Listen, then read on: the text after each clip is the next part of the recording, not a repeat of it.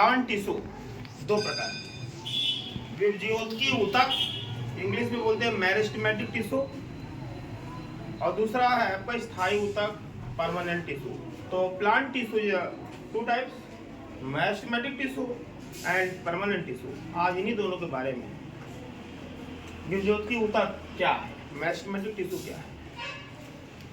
Meristematic tissue के अंतर्गत कोशिकाओं के ऐसे समूह आते हैं या कोशिकाओं के वे समूह आते हैं जिसमें कोशिकाएं सेल्स या तो विभाजित होने वाली हो या विभाजित हो रही हो।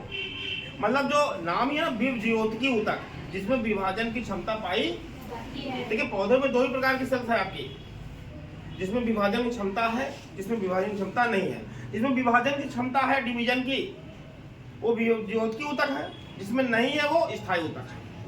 समझ गया? तो फिर से ध्यान दीजिएगा, मेरिस्टेमेटिक टिश्यू के अंतर्गत कोशिकाओं के वे समूह आते हैं जिसमें कोशिकाएं या तो विभाजित होने वाली हो या विभाजित हो रही है। इन ऊतकों के निरंतर विभाजन से ही पौधों में वृद्धि होती है। पौधों में वृद्धि तभी होगी जब कोशिकाएं विभाजित होगी। विभाजित होकर संख्या में क्या करेगी, बढ़ाएंगे। आप जानते हो जो वृद्धि होती है, वृद्धि का कारण है सेल डिवीजन या कोशिका विभाजन। ये ऊतक पौधों में कुछ निश्चित क्षेत्रों में ही पाई जाती है। ये जो ऊतक है मेरिस्टेमेटिक टिश्यू है, जो विभज्योतकी ऊतक है, पौधों में कुछ निश्चित क्षेत्रों में ही पाई जाती हैं, हर जगह नहीं पाई जाती है, याद रखिएगा।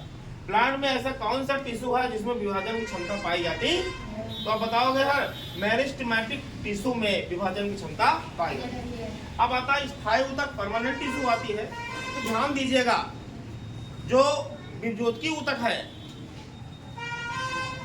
इसी से स्थायी ऊतकों का निर्माण होता है। जब विभज्योतकी ऊतक जो है मेरिस्टेमेटिक टिश्यू है, उसमें विभाजन की क्षमता खत्म हो जाए। मान लीजिए दो विभज्योतकी ऊतक है, मेरिस्टेमेटिक टिश्यू है, दोनों का है। अब कुछ समय बाद मान लिया ये इसमें विभाजन की क्षमता होती है, तो ये मेरिस्टेमेटिक टिश्यू है। लेकिन दूसरी जो मेरिस्टेमेटिक टिश्यू है, इसमें विभाजन की क्षमता क्या हो गई, खत्म हो गई। इसमें विभाजन की क्षमता क्या हो गई, इसमें अब सेल डिवीजन नहीं होगा। तो ये जो विभज्योतकी ऊतक है जिसमें विभाजन की क्षमता खत्म हो गई, तो ये स्थायी ऊतक में बदल जाती है और कोई विशेष काम करने लगती है। तो आपने समझा कि पौधों में केवल दो प्रकार के टिश्यू हैं, एक मेरिस्टेमेटिक टिश्यू जिसमें विभाजन की क्षमता होती है, और दूसरा स्थायी ऊतक जिसमें विभाजन की क्षमता नहीं होती है। तो एक बात और भी क्लियर कर ले कि जो स्थायी ऊतक है, इनका जो निर्माण है मेरिस्टेमेटिक टिश्यू से ही होती है। जिन मेरिस्टेमेटिक टिश्यू में विभाजन क्षमता क्या हो गई, खत्म हो गई। जिन मेरिस्टेमेटिक टिश्यू में विभाजन क्षमता क्या हो गई, खत्म हो गई है, वो स्थायी ऊतक में बदल जाती है। अगला क्वेश्चन है यहाँ पर इम्पोर्टेंट है, पौधों में स्थायी ऊतक कितने प्रकार के होते हैं? तीन प्रकार के, सरल ऊतक, जटिल ऊतक और विशिष्ट ऊतक। तीन प्रकार के स्थायी ऊतक, सिंपल टिश्यू, कॉम्प्लेक्स टिश्यू और स्पेशल टिश्यू। अब हम जटिल ऊतक की बात करते हैं। पौधों में जटिल ऊतक, कॉम्प्लेक्स टिश्यू कितने प्रकार के होते हैं? पौधों में जो कॉम्प्लेक्स टिश्यू होते हैं वो दो प्रकार के होते हैं।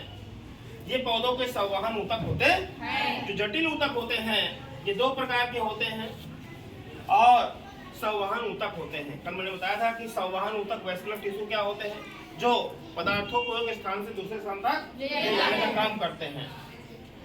तो जो वैस्कुलर टिश्यू होते हैं वो दो है आपके, जाइलम और फ्लोएम।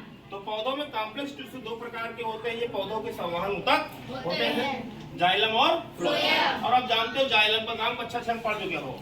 जाइलम क्या करता है, जमीन से जो जड़ लेता है, जड़ पानी लेता है कि नहीं, जड़ का काम होता है जमीन से जल और खनिज लवण को शुद्ध करना। तो जड़ का काम खत्म। अब उसके बाद जो जाइलम होता है, जड़ों द्वारा अवशोषित जल तथा खनिज लवणों को, वाटर एंड मिनरल्स को पौधों के समस्त भागों में पहुंचाने का काम करता है। हम जानते हो। फिर देखिए, जाइलम जड़ों द्वारा अवशोषित जल तथा खनिज लवणों को पौधों के विभिन्न भागों में क्या करता है, पहुंचाता है। एक एक भाग तक जल को, वाटर को, मिनरल्स को ले जाने का काम कौन करता है भैया, जाइलम। और जो ये जमीन है, जमीन के अंदर जो पानी है उसको कौन खींचता है, जड़, रूट है कि नहीं। तो आपने देखा कि जो स्थायी ऊतक है, परमानेंट टिश्यू है, ये 3 प्रकार के होते हैं, सिंपल टिश्यू, कॉम्प्लेक्स टिश्यू और स्पेशल टिश्यू। यदि हम कॉम्प्लेक्स टिश्यू की बात करते हैं, ये 2 प्रकार के होते हैं, जाइलम और फ्लोएम। इसे हम संवहन ऊतक या वैस्कुलर टिश्यू के नाम से भी जानते हैं। कोई दिक्कत?